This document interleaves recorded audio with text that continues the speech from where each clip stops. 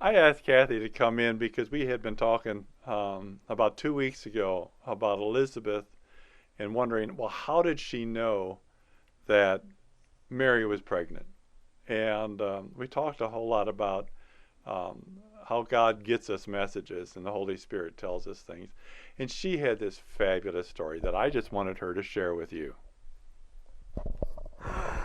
Okay. Uh, okay, well, my husband David died from ALS, Lou Gehrig's disease.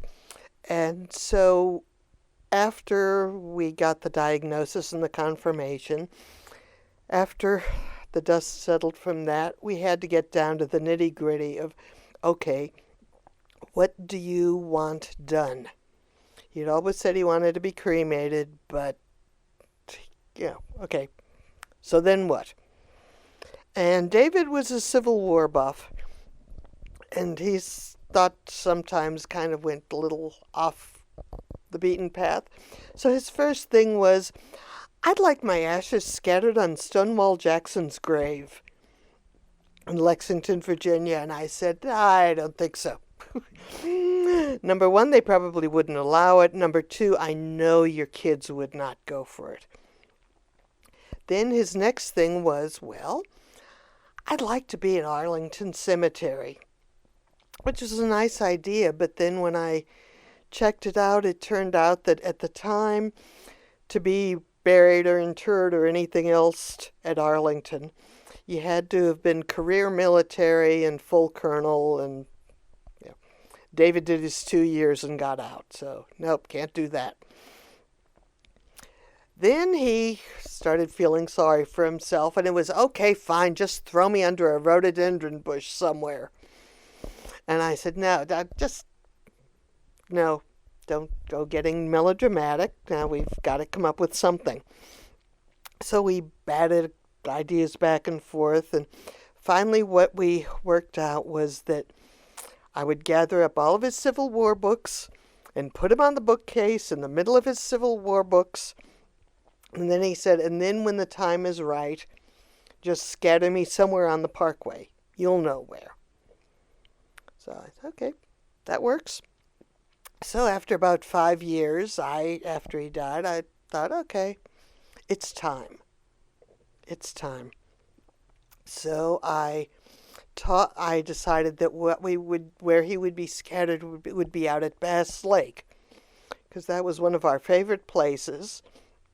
And the last time we went on the parkway when David could still walk, that's where we went.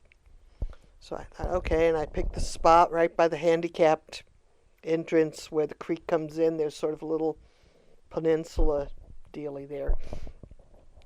And I talked to Pastor Tim.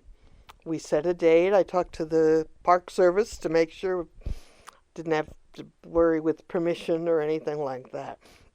And then I called David's oldest son, Mark. I said, okay, tell Doug and Lori, the other two kids, we're scattering your dad's ashes at Bass Lake on such and such a date. You are more than welcome to come if you want to. And fine.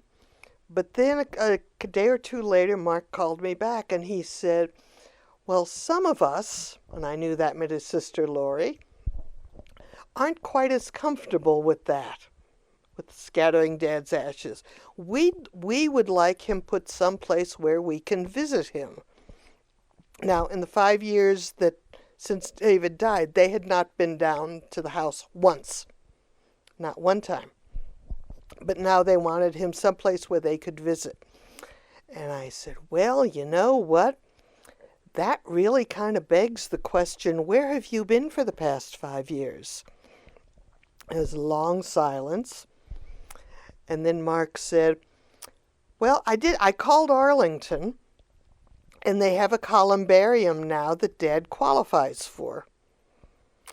And what would you think about giving us the ashes, and we'll have him interred at Arlington?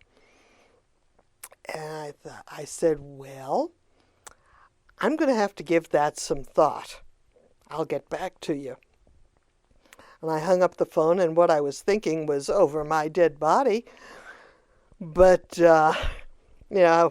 so giving it some thought was more just how was I going to say no without saying no. So I was sitting there just going, oh my God, now what do I do? And the phone rang, and it was Tom Barrett. Now, Tom, when I was doing my doctorate up at Virginia Tech, Tom was my best friend. Partner in crime. We worked together on projects. We were buddies. I hadn't talked to him in about a year or so. So it was Tom. And I said, oh my God, hi, what's up? And he said, I don't know. I was sitting here and I just said, gee, I think I'll give Kathy a call. What's going on? I said, oh my God, you don't want to know. And this whole story poured out. And I knew that about a year before Tom and I were in school together, his mother had died of cancer. And I knew that it was a blended family. He had 2 or 3 brothers, and there were a bunch of some sisters, and it was like 6 or 7 kids altogether. But I was just rambling with this whole story. And he said, well, there's nothing in the rule book that says that the ashes all have to go to one place. We're talking about ashes. David isn't using them. Which was sort of a revelation. Yeah, right, okay. And he said, when Mom died, each of us kids got some of the ashes. And one of my brothers took his share out where we used to go camping and buried them. One of my sisters took her share out to the beach where we always went and scattered them there. I haven't figured out what to do with Mom yet. She's still sitting on the bookshelf. But he said, it's ashes. What's the problem? And I said, I have absolutely no idea what the problem is. Thank you. So I, waited a decent interval, called Mark back, and said, okay, here's the deal. We can scatter half of the ashes at Bass Lake. I will give you the rest of them to be interred at Arlington.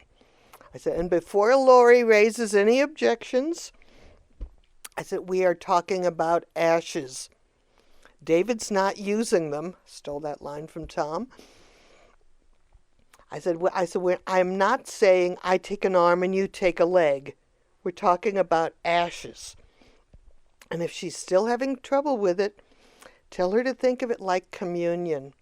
It doesn't matter if you have only the host or only the wine or both. A part is as good as the whole. That's the deal. Take it or leave it. So, half of David is at Bass Lake, and the other half is at Arlington Cemetery, because he wanted to be in Arlington anyway, so he got both of it. I guess maybe I should have kept a little bit and snuck up to Stonewall Jackson's grave and did a little number there, but no, that would not have worked. Sounds like God was listening to your dilemma. He knew, and Tom was as much of an agnostic as David was, so the fact. But when he said, I don't know, I just felt like I ought to give you a call, and I was going, whoa, hello.